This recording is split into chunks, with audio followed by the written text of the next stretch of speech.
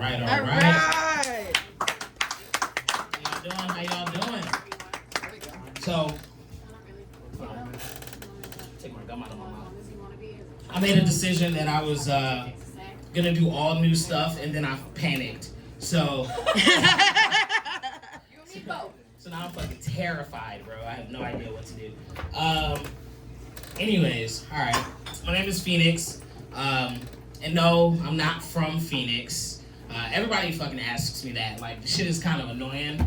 You know, they're like, oh my god, like, have you ever been to Phoenix? And I'm like, no.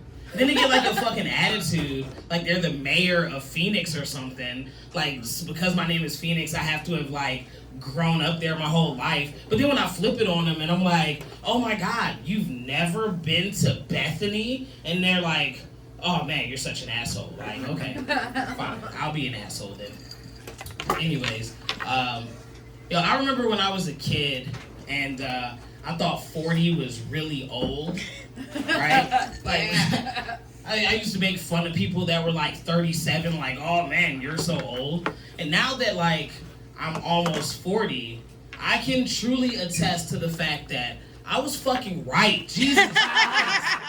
I am old as shit. And then like I'm starting to see it more in like really regular things. You know what I mean? Like when I was younger, I can like pop, lock, and drop it. Now I pop and lock and drop when I get up off the couch. Like it is the fucking worst, man.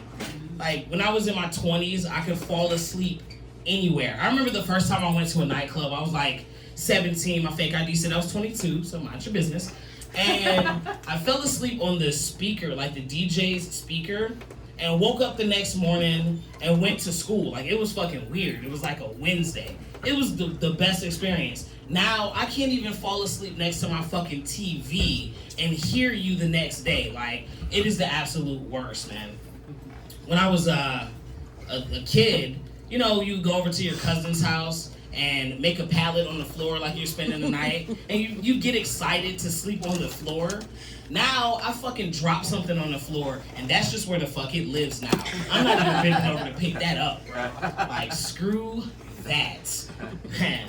But getting older is a fucking trip. Like, I feel myself getting, like, annoyed by everybody and everything. You know, I used to do customer service for a really, really long time, and now I can't even fucking do that shit anymore. It's like, ugh. Like, customer service, you really realize, people say, oh, there's no such thing as a stupid question. Not until you fucking work customer service. Like, man, people ask the dumbest shit ever, and they're just allowed to procreate. I don't understand. I don't understand why. Anyways, I'm still new to Fairbanks. I got up here over the summer. It's fantastic. I enjoy it. The only thing that I don't fucking like about Fairbanks is that everything is so bloody expensive here. As soon as I got here, I went to the KFC over on Airport, Airlane, Airview, what's that? That place. And I'm like standing there looking at the menu, and the guy's like rushing me, like, what do you have? And I was like, I'll get like chicken tenders, like the 3-piece chicken tender. Bro told me this shit was like $25. And I'm like, I can get a whole bucket of chicken in Virginia for $25. Like, what is so spectacular about these chicken tenders that they are $25 fucking dollars? Like, did they graduate from UAF or some shit? Like, if that's the case, I don't need college-educated chicken tenders.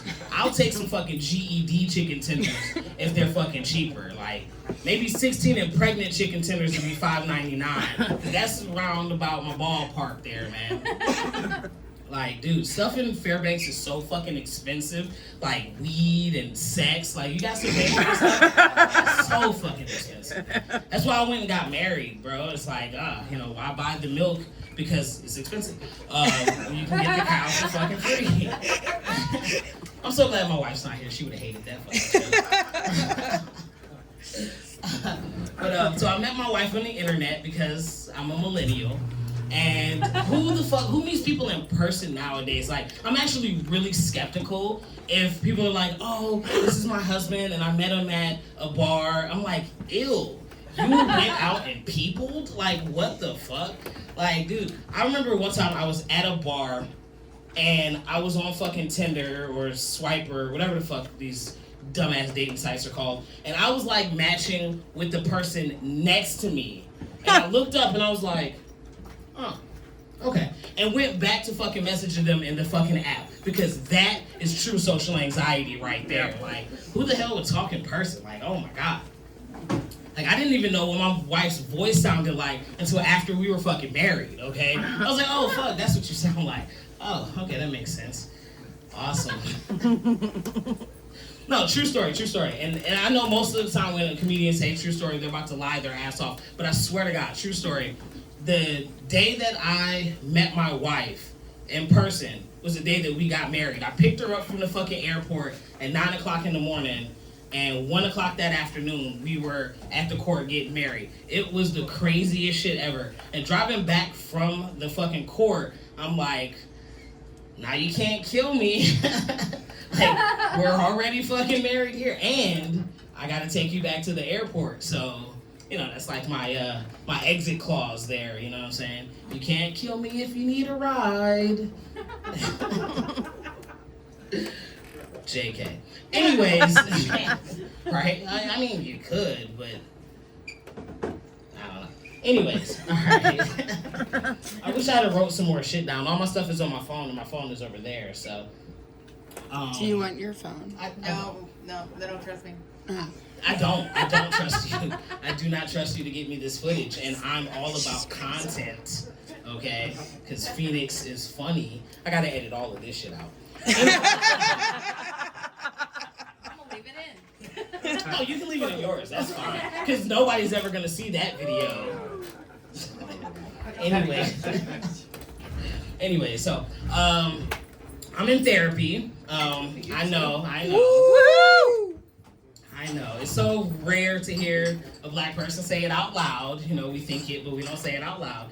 But it was interesting because I just got diagnosed not too long ago with anxiety and depression, which was news to me because I grew up in a black household, and you know, so trying to tell my black single mom that I had depression was very interesting. I'm like, hey mom, I think I'm depressed.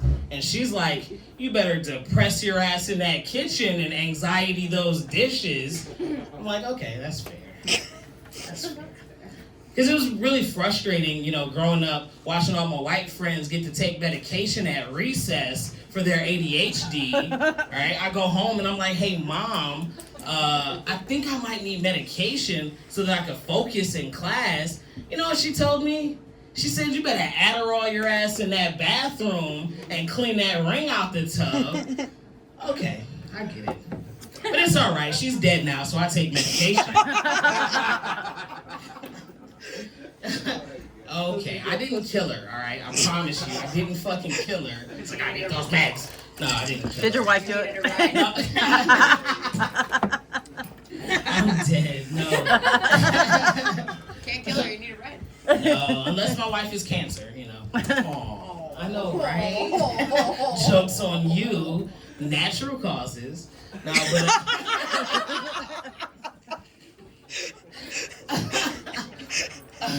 no, it's okay. It's okay. I'll talk about this shit in therapy later. So I'm like, and then the mean man said, no, I'm joking.